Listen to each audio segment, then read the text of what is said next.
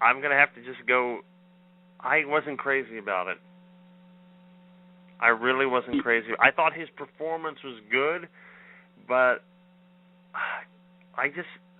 a movie about addicts is not the most compelling thing for me.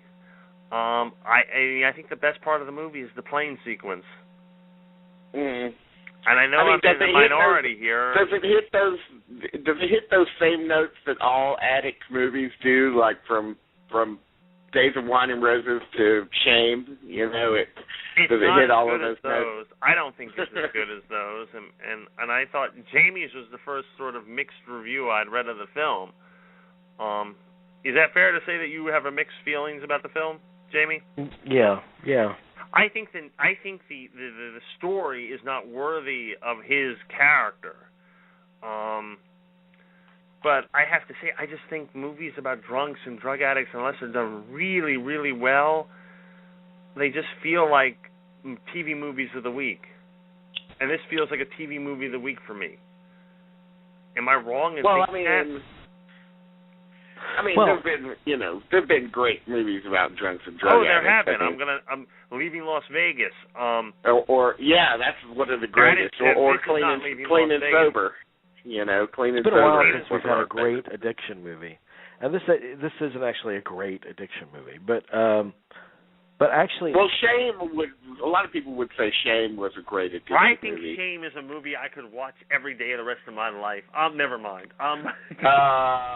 You wouldn't want to do that. No, but I thought it was very good. I'm sorry, her performance of New York. It's just troubling to me in that movie. I thought Denzel Washington's character was the best thing about it and his journey. And what surprised me about it was it's billed as this plane crash investigation and this big mystery. Mm-hmm.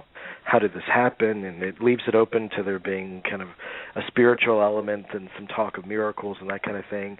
And what it really is him admitting that he's an alcoholic and a drug addict. That's the whole journey that he takes in the movie, which I think is worthy, and I think it's a very kind of uncompromised performance from him. I think he's just such an incredible actor, and it's a deeply felt performance.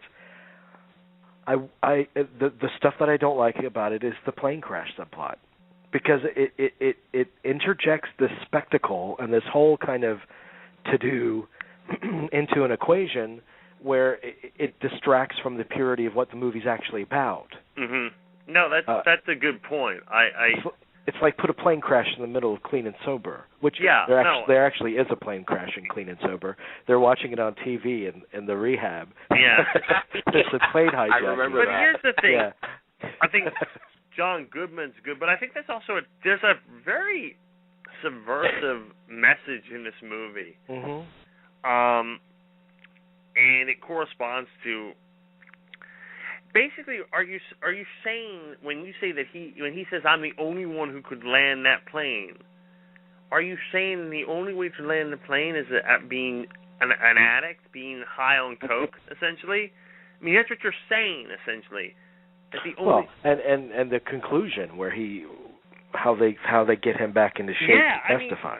It's unbelievable. I mean, you're saying this is sort of like vindicating Lance Armstrong or anyone found guilty of steroids or performance enhancement. You're saying that's classic addict behavior. I mean, I don't have a problem per se with that. It's just like, but it's true. But the movie makes it true that he is the only one that could have landed the plane like that. Yeah, I mean that he landed the plane in a miraculous fashion, and I don't know what the message is there, except that God intended him to be able to land the plane in that fashion, and he allowed this amazing occurrence to happen so he could finally admit that he has a problem, which is a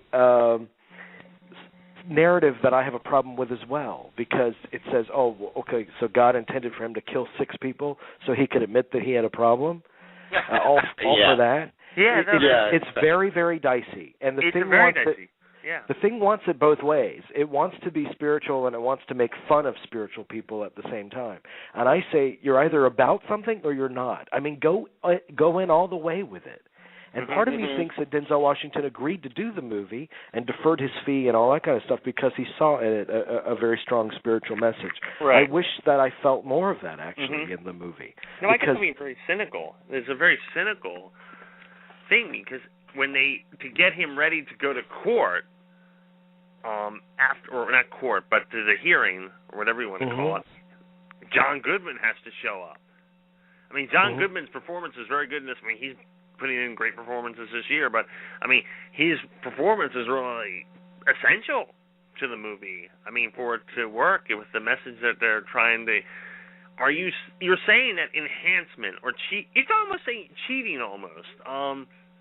But he only has to cheat one more time. He only has to tell one more lie. Yeah. And at the end, he says, "God help me." Yeah. And then he chooses not to. And that's when he admits that he's an alcoholic and a drug addict. See, that tract, I mean, that part of it is strong for me. I just wish I just wish it wasn't about some stupid plane crash plot. I mean, it's like muddying up something that should be very simple and pure. You know, about people, not about spectacle. I have problems with it. I have a lot of problems with it. I mean, So it didn't take flight for you? No, it did not take flight for me, no. Stalled on the runway? Yes. Yeah. See how many jokes we could tell him.